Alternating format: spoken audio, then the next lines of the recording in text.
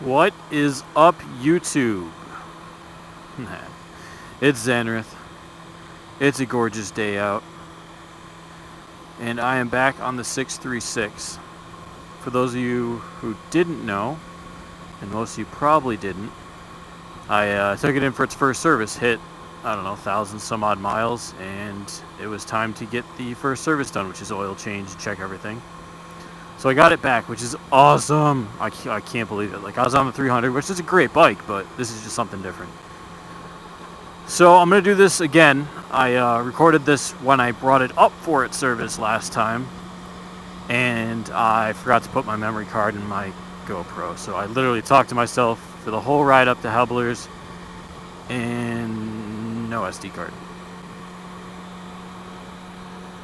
So today we're going to talk about the ZX-6R, my first thoughts on it, and then probably at a different date, but in the same video, I'm going to come back and I'm going to do a little walk around around the bike and just show you guys what we're doing with it, what's going to happen, what upgrades it's going to get, what mods, all that good stuff. Like I did with the last one, except a little less rambling, I think. So first off, since we're at a nice on-ramp, we're going to talk about the power.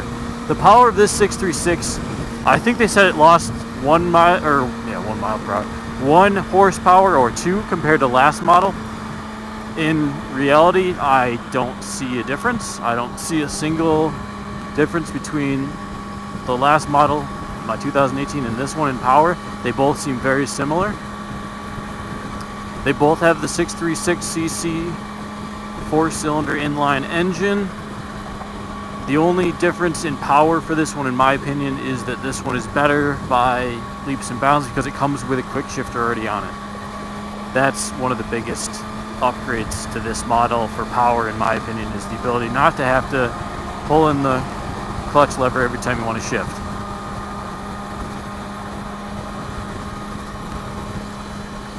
Again, like all the other 636s, it's very light, it's very nimble, it moves.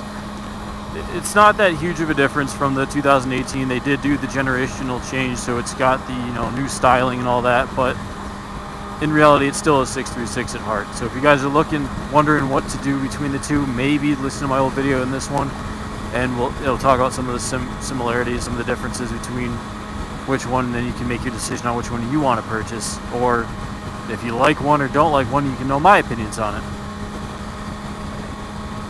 As for, I think, most of the mechanicals for this bike, very, very compatible and comparable to the 2018. Braking, I believe they were all Nissan brakes on the last one, and if I'm pronouncing that wrong, someone correct me in the comments.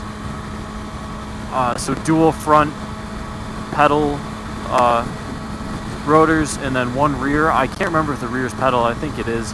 And pedal just means it's got the indentations in it. It's not just a circle. I'll take a picture and show you guys what that means, just in case you guys aren't aware. So really, a lot of it's just, I'm not going to talk about. So let's talk about the big difference in this bike, the styling. So the style of this bike is just completely different than the 2018. They definitely upgraded it to look more like the H2, which seems to be Kawasaki's kind of go-to design now. They take the H2 and kind of add some of the flavor of that to each bike. This can go back a few years back to, I believe, the 2017 to the 650 when they updated that to look like it. It's got that little nose fairing on it, and it's got a couple little design tweaks to it, which look really nice. Not only has the bike been fully redesigned, the front end's been completely renovated to fit these 2 LED headlights on it. Now, a big difference between the 2018 and the 2019 is that both headlights are on all the time. In the 2018, one was your high beam, one was your low beam. That's all it was. So you had one light on the whole time. With this one, these LEDs are bright, they're white, and they're both on all the time. So if I hit high beams, I have 2 high beams. If I have low beams, it's 2. So if one goes out, I'm not stranded. With my 300 at one point, I had the low beam go out. At night, I was riding basically blind, so I had to hit the high beam, and I felt like I was blind to everyone. It really felt bad for them.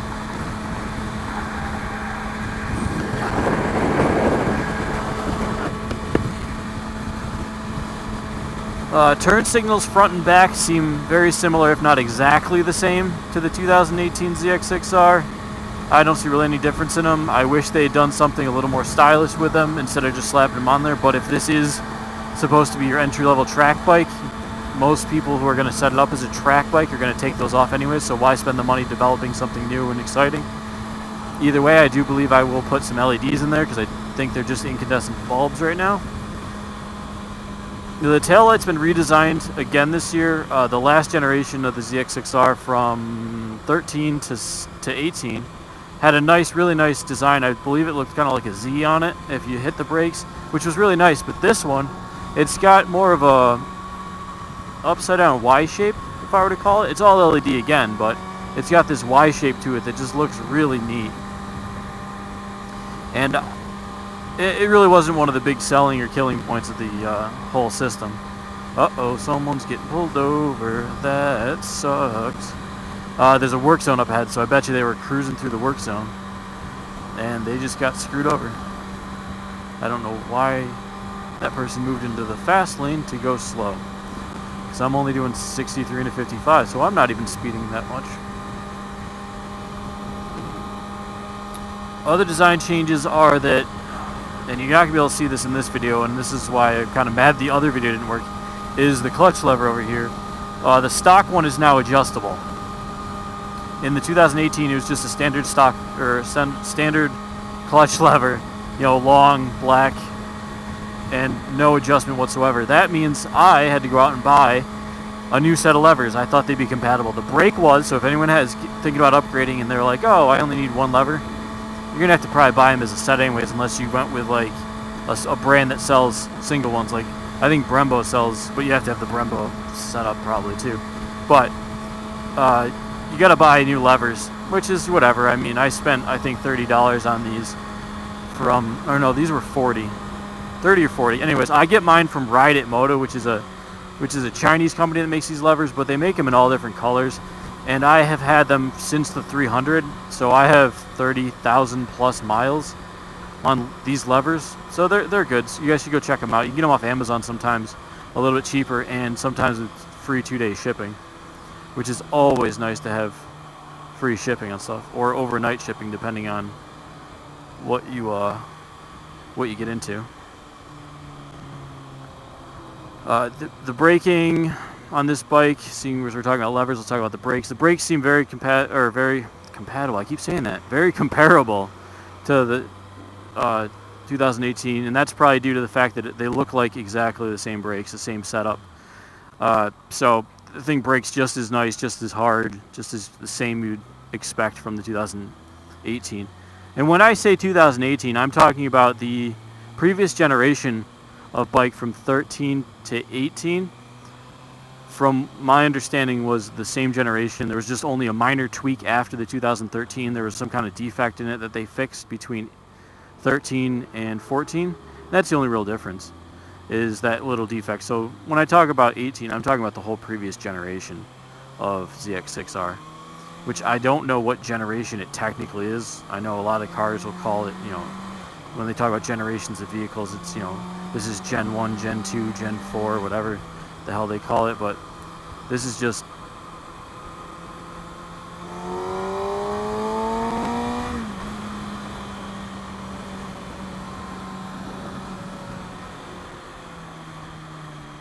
whatever the generation is for this. I think we're on like 8 or 9 at least for the ZX-6R. They've been through a lot since, I want to say they came out in either the late 80s or the early 90s. And my brother had one. That's why I got into the ZX-6Rs. My brother had one of my ex's stepfathers had one, and they were just enough bike that these guys could go fast enough without being, I don't know, I think the thousands for me are too big. Anyways, back on the topic of the ZX-6R 2019. Design's changed a bit, moving our way back, and I'm going to get back to the instrument panel in a minute, but let's talk about just the overall design of the bike. A couple more panels have been extended. I think the knee panels down here, where your knees kind of hit the plastics, they've been expanded a little bit, which is great because on the last one, I felt like I was in between the panel and the frame when I'd sit on the bike. And I'm 5'11", so I'm not tall or short. I'm just kind of, you know, I'm kind of one of those guys that most girls won't date because I'm not 6 foot, but I'm tall enough that short girls can wear heels, which is pretty awesome. The cool design that I find in the bike actually comes in the rear seat. They redid the whole rear seat. It's got this little swoop in it. It's got it's more angular. It looks more aggressive. It looks more like something that no one ever wants to sit on and please take me to the track. It just looks like something that they did some design work to it. And there's these little angles in it, in the bodywork there, in the fairings, that make it look kind of like kind of more stylish. A little like the R6, the new R6. It has an opening back there, like a vent almost, to channel air. Well, this just doesn't have that vent. It's got a couple of the swoops, but no vent. It's not too bad. It's cool looking. As for if you're riding it, now Heather and I just got back from a 500-mile plus ride in a weekend, and let me tell you one thing. I don't know what they did to the seat this year, but it's a lot better. It is not nearly as hard as the 2018s, and after as many miles as we did, I think we did 275 in one day, something like that. That was like, I think our long day was 275-ish. I wasn't nearly, I mean, it's still, you're sitting on a bike for 200 some odd miles. You know, it's warm out, you know, sweating, whatever. But the seat definitely has a little bit more cushion. It seems to be the same ride height, so I'm thinking that they lowered the plastics in the seat and raised it up. And raised it up with foam and gave it just a little bit more cushion. I'm not talking much, I'm just talking a teeny bit more. And that really, for me, I take this bike on rides, I take it for distance. It's just a huge upgrade for this bike. And one of the reasons I actually went with it over the 2018 was just the seat was much more comfortable. So let's get back up here. I think I've talked about almost everything I need to from front and back, and talk about what you're looking at. What you're looking at is in the instrument cluster and the mirrors. So mirrors first, because we can get that done and over quickly. The mirrors are in the same position, they're the same style as the 2018, and the visibility is the same. There's a little bit lacking for, like, if I wanted perfect visibility, what's behind me and to the side.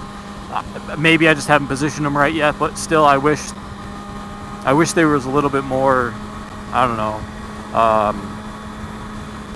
convex, concave. Convex is coming at you, so whichever, one of those two, so that the mirror's a little more angular, so that, you know, it kind of gives you a wider angle of view, just because I feel like they're small. But compared to other bikes I've been on, decent visibility. I still turn my head 990% of the time that I change lanes, unless I'm on a wide open highway. Like, I can see, if I move just a little bit each way, I can see the car behind me, which is perfect for me because I'm usually on highways doing stuff. So now on to the instrument cluster that we've got going on here. This has been completely updated from the 2018 and is a huge reason I got the vehicle. So on your left, far left side over here, where you see these two buttons, that changes some options on your instrument cluster, but also we have all the warning lights. So you got a turn signal, you got, you know, your in neutral light, you've got a whole bunch of different stuff on the left side, probably an oil. I haven't seen them all. There's a check engine light, I know that. I haven't really paid attention to them. But the good part with this bike is that it has turn signal indicators for both sides. The 2018 just had one light that said your turn signal's on, which really isn't a big deal. You know if you're turning or not, and if that light's flashing, bad. Now I've got one that says each way. Like, oh, you're turning left, you're turning right. This turn signal's on this way or that way, so you can turn it off or correct it, whatever you want to do. So if we move to the right, you've got your tachometer telling you your RPMs. Just to the right of that, you see gear 6. There, we got a gear indicator. Right below it, clock.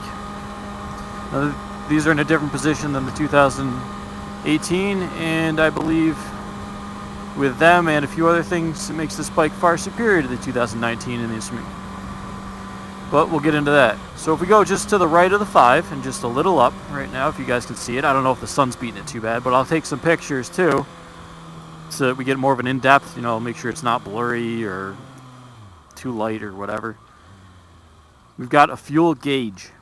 2018, low fuel light. That was it. Now I have a fuel gauge along with it flashes when I get to low fuel. Which, again, doing a lot of miles on this bike and the 2018, invaluable to me. I don't know how many times I looked at it while we were riding the 500 whatever miles and went, let's see. You know, what's Heather's bike at? What's mine at? Should I fill up now, or can we make it another hour, hour and a half, and then fill up? Instead of opening the gas tank and kind of, for me it was guessing. I mean, I only had the bike for a year, so it wasn't like I knew it in and out yet. But just something huge. To the right below that is the coolant temperature. So I believe the 2018 had a coolant little told you the temperature, just digitally. It didn't have a little gauge for it. It just had your coolant is 180 degrees. Well, this has that plus more. So I've got the beautiful coolant temperature. So let's go to the top right where I've got the odometer. Below it we've got miles per hour. Okay, must be a special needs child getting off the bus because she got out of the vehicle. Oh yes, there's a gate and a ramp, and okay. So a good time to talk while we're stopped and look at this. So we've got miles per hour, which we're currently at 0 because, awesome. Over here we've got the power, Kawasaki traction control, quick shifter indicator, and right now I have my coolant temperature up.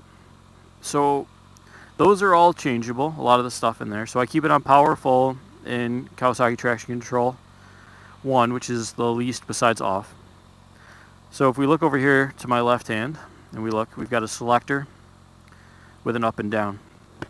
And man, I'm getting warm. So if you hit up, it changes everything in the top on the right side. So now we're on trip A, hit it again, trip B, back to odometer. Pretty neat. You don't have to reach all the way forward and try to get to that when you're riding, because before in the 2018 you had to go up here, and these still do that, but now you don't have to do it while stopped or while riding. You can just reach with your thumb. So if we go down, this one has a lot of cool features. So we've got coolant down, air intake. Right now my intake of my bike is sucking in 84 degrees Fahrenheit, of course, because I'm in the US.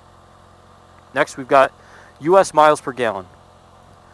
That is the miles per gallon as you are right now. I'm not moving. It's not going to give me miles per gallon. That's enough to tell you guys. Next, we have average miles per gallon. Average of since you reset it. This is resettable. So seeing as the life of the bike, I haven't reset it. I've gotten 41.2 miles per gallon on this motorcycle. Pretty respectable. For an inline 4, I like it. It could go up more, but when I'm not cruising on a highway, I'm playing with the bike, so the RPMs go up and down. I'm not on it for miles per gallon. Next, we have range. This is range till empty. It's going to go up and down based on how you're riding. Mine just went down 4 miles because, I don't know, I'm in second gear. Hit it again, and we're back to the coolant temperature, which is just neat. So I can tell you what the coolant temperature is if it's hot or cold, and I can tell you exactly what the temperature is for the coolant, which is my favorite thing in the world, is to have as much information as humanly possible.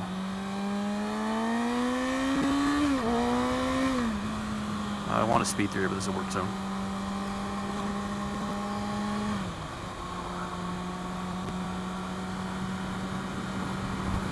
Turn signal on. Mine is on. The other cool thing, and this will be the last thing I talk about, I think, until I get off the bike and walk around it. It's right down here, my left hand, hazard lights. I'm going to go out on a limb and assume that this is something that is mandated by the EU or UK or something, that all bikes have to have it. I've seen a lot of guys on YouTube from the UK filtering lane splitting with their 4-ways on. And up until recently, I haven't seen many bikes with it besides high-end, sport touring or, oh, sorry, man. There, you got room. Sport touring or just expensive bikes like the H2, I think, had it as well, which was kind of funny being on a super sport, ridiculous bike. So I think it's mandated by them. If someone knows why they started putting them on U.S. bikes, let me know. I know the 650, the new one, has it. Pretty sure the 400 has it. I know my 300 does not. Last year's ZX-6R did not. And it could just be that they're re-releasing this bike, I believe, to the UK finally, and to the European countries because they figured out the emissions on it. So that might just be it. They're just trying to branch back into that market with this bike. So guys, I'm going to continue up to Hebeler's for the stunt show. And we're going to break the video here, and we'll get back when I'm walking around the bike at probably a later date because the stunt show goes until late tonight.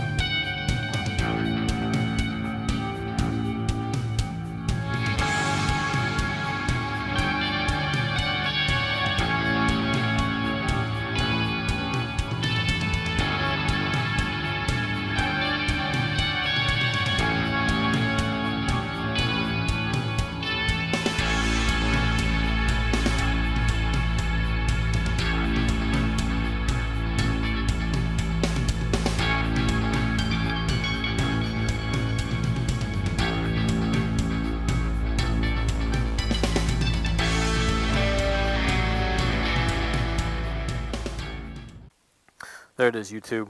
2019 Kawasaki Ninja ZX-6R. And she's a little dirty right now, but we're going to talk about it anyways. So let's start with the front. We're going front to back on this like I was talking about. So first off, those dual headlights. Boom. Dual LEDs. They look gorgeous, don't they? Now, what else did I want to talk about on the front end? Oh, the mirrors are the same as the old ones. My old ones because they're covered in bugs. Comes with a clear windscreen. It's got the little flares on it right here. Oh, and more bugs. Wow, I gotta really clean this game. Whew. Yeah, I got these little flares here that it look like the H2 has. So that's kind of the styling. Everything down here looks very similar to the 2018. I don't remember these being air vents though on the 2018. But then again, I don't think I ever paid attention to it till I saw it right there. Nissan dual brakes each side. Working our way back. It's been a couple weeks, so I got the new shift lever on, which is great. It's awesome. It's nice and short. So looking at the dash a little closer, if you guys can see it any better. This is what it looks like. I'll take a couple pictures too, maybe just stitch them in here. It'll look good. Working our way back, I put the Tech Spec Snakeskin Grips on it. I had the... Oh man, what do I even have on the 2018? A different brand. Pro Grip maybe? Either way. Whatever they were, I wasn't a fan of it. It didn't have like a nice... It was like a smooth plastic, like the plastics on your bike. It was like more of a... I don't know, it was like... What do you call it? Smooth plastic, or a glossy plastic of sorts, or a glossy rubber. So I didn't feel like I really stuck to the tank. Where this is kind of more of a matte finish and it's a little rougher. So I feel like I stepped to it. My gloves in the way. I've got the these are the cool swoops that I like on this bike. I'll get down here and take a look at them. So this is the swooping that I was talking about on the back. In the rear, seat's been all redesigned. This is the nice quick shifter. Quick shift. Up only, not down, so no clutch really required. I still use it between 1 and 2 because there's so much torque there that it starts to pop up the front end or it's really lurchy. So I usually shift between 1 and 2 at least, unless if I'm really hammering on the throttle, I don't because I'm high enough in the RPMs that it's not going to matter so much. Looks like this needs to come back up a little bit too, this little sleeve, it's kind of down low. Mess with that later. Shift pedals, everything seems to be the same style here, a little different, well, same design, a little different style in these holes. I found that out when I was putting the saddlebags on for our trip. I did the orange as well on the rims. And then I've got the KTM spool sliders because they were orange. And they were $10 on Amazon or something. Taillights are the same. It says 636 on it, which is nice. Other than that, this is the 2019 ZX-6R. My first thoughts are I'm in love with it. It looks really nice, really sharp. I like the black. That chrome has to go. Next video I make will be the sound test for it. I'll do a quick sound test of the stock before I put something else on it. I did the sound test of the stock on the 18 with all intentions of keeping it and putting a tube rose on there, but I've heard the tube rose and I think it's too loud. It's really loud, and I live in a nice little quiet neighborhood that my neighbors would not appreciate that. So I'm gonna have to go check out that guy again. He's a local guy. I don't remember his name off the top of his head. I found him on a Facebook group, but he's got one.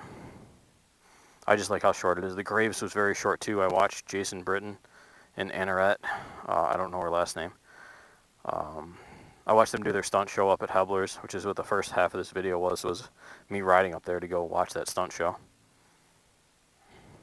Is there anything else I need to mention? Well, if there's any questions you guys have, feel free to leave them in the comments below. And I'll try to answer them the best I can about this bike and all other reasons to buy this bike. Oh, let's go back to the front end for a second. So I'm going to do this for you guys. This is just dual headlight. See, you got the two outsides, and then the two lower ones, I believe, are the marker lights, like the ones out into the sides down low.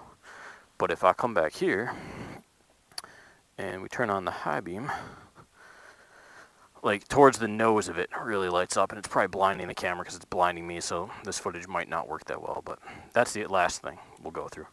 So I don't know if there's anything else you guys want, you know what to do. Leave in the comments below. I'll get back to it. I'll answer it. I'll make a video, or I'll just reply to you guys. As always, check me out on Facebook, Instagram for pictures of the bikes, and check out Heather at Heather Moto Girl on Instagram. She's gonna do. I'm gonna try to force her to do a review of her bike, kind of like how I did this one. I'll have to script it out for her because she's not as used to talking to you guys. But I have only ridden it once, so I can't really talk about it. So guys, until the next one, everybody out there ride safe, and make sure you guys watch out for idiots on the road. Peace.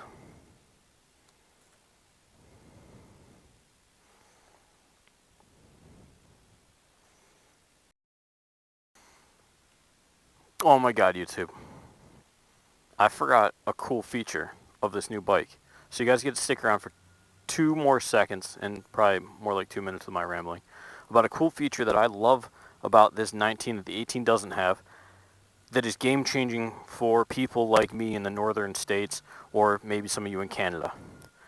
Right? Wintertime comes, what do you got to do? You got to get to the battery under this seat. 2018... take the back seat off, take some fairings off, unclip. I think I had to unclip all the way up to here and pop this whole side fairing off, right? 2019, check this out, right? Key in the hole, twist,